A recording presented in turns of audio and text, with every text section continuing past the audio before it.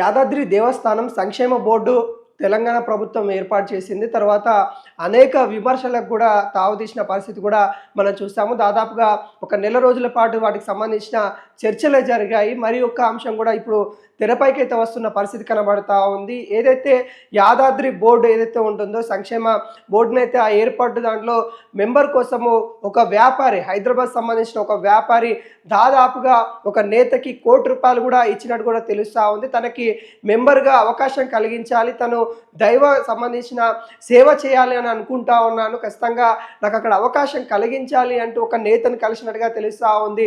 ఆ నేత తనని దాదాపుగా ఒక ₹1,00,00,000 దాకా డిమాండ్ చేసినట్టు తెలుస్తూ ఉంది. ఆ నేతకి 2 విడతల వారీగా ఆ వ్యాపారి ఒకసారి 50 లక్షలు, మరోసారి ₹50 లక్షలు, దాదాపుగా ₹1,00,00,000 ఆ నేతకు ముట్టినట్టుగా తెలుస్తూ ఉంది. అయితే యాదాద్రి బోర్డు ఏదైతే ఉందో దేవస్థానం బోర్డుకు సంబంధించి కూడా ప్రభుత్వం సీఎం రేవంత్ రెడ్డి దగ్గరుండి మరి వాళ్ళకి సంబంధించి అన్ని వర్గాలకు సంబంధించి అన్నీ చూసి అన్నీ తానే బోర్డు ఏర్పాటు చేయడం అయితే జరిగింది. ఏవైతే ఇట్లా అవకాశాలు కలిగించకుండా రాజకీయ శక్తులు ఏవైతే ఉంటాయో వాటికి ఎటువంటి అవకాశాలు కలిగించకుండా తను స్వయంగా వాటి నిర్ణయం తీసుకోవడం అయితే జరిగింది. అయితే ఈ వ్యాపారి తను ₹1,00,00,000 ఇచ్చి తను అక్కడ బోర్డులో అవకాశం కలిగించాలని కోరుకున్న ఏదైతే ఉందో ఆ యొక్క అవకాశం దక్కకపోగా తన యొక్క ₹1,00,00,000 కూడా పోగొట్టుకున్న పరిస్థితి కనబడతా ఉంది. ఈ నేపథ్యంలో ఆ వ్యాపారి ఆ నేత ఇంటికి కూడా పలుమార్లు వెళ్ళినప్పటికీ కూడా ఏదైతే ఆ నేత ఉంటారో తనకి స్పందించకపోగా తనని ఇంకా దూషించినట్టుగా తెలుస్తూ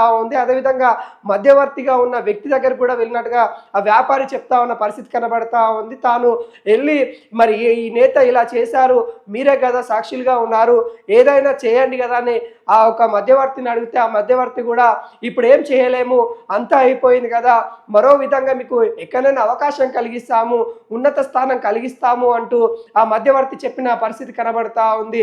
ఎవరైతే ఆ నేత ఉన్నారో ఆ నేతకు సంబంధించి కూడా ఇంకా వివరాలు కూడా ఇటు సీఎం రేవంత్ రెడ్డి దగ్గరికి ఆ వ్యాపారి తీసుకెళ్లే ప్రయత్నాలు కూడా చేస్తాను అన్నట్టుగా చెప్తున్న పరిస్థితి కనబడతా ఉంది.